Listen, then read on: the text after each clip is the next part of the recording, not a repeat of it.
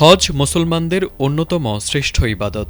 প্রতি বছর বাংলাদেশসহ বিশ্বের বিভিন্ন প্রান্ত থেকে লাখ লাখ ধর্মপ্রাণ মুসলিম মহান আল্লাহর সন্তুষ্টির আশায় পবিত্র মক্কা নগরীতে সমবেত হন। হজের এই বিশাল কর্মযজ্ঞকে সুশৃঙ্খল ও নিরাপদ করতে সৌদি সরকার প্রতি বছরই নানা পদক্ষেপ নিয়ে থাকে। তবে এবছর যারা হজ করার পরিকল্পনা করছেন তাদের জন্য অত্যন্ত গুরুত্বপূর্ণ ও নতুন কিছু সতর্কবার্তা জারি করেছে সৌদি সরকার।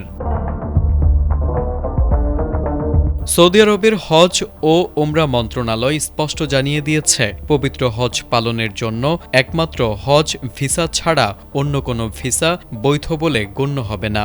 সম্প্রতি এক বিবৃতিতে মন্ত্রণালয় নিশ্চিত করেছে, সৌদি আরবের বাইরে থেকে আসা মুসল্লিদের জন্য এই নিয়ম কঠোরভাবে প্রযোজ্য হবে। অর্থাৎ হজের নির্দিষ্ট মৌসুমে সৌদি আরবে প্রবেশ করতে হলে অবশ্যই বৈধ হজ পারমিট বা ভিসার সাথে থাকতে হবে।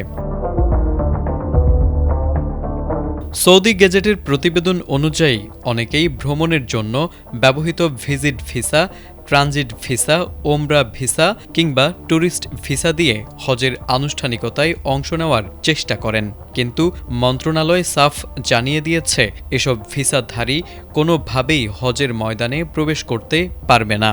এ ধরনের ভিসা থেকে হজের চেষ্টা করা এখন থেকে সম্পূর্ণ অবৈধ হিসেবে বিবেচিত হবে এবং আইন অমান্যকারীদের বিরুদ্ধে কঠোর ব্যবস্থা নেওয়া হতে পারে।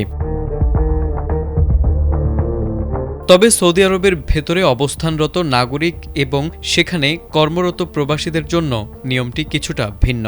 তাদের ক্ষেত্রে সরাসরি হজ ভিসা প্রয়োজন না হলেও সরকারি নুসুক অ্যাপ্লিকেশনের মাধ্যমে বুকিং প্রক্রিয়া সম্পন্ন করতে হবে। এই অ্যাপের মাধ্যমে আবেদন করে যারা হজের আনুষ্ঠানিক অনুমতিপত্র বা পারমিট সংগ্রহ করবেন, কেবল তারাই হজের রুকনগুলো পালনের সুযোগ পাবেন।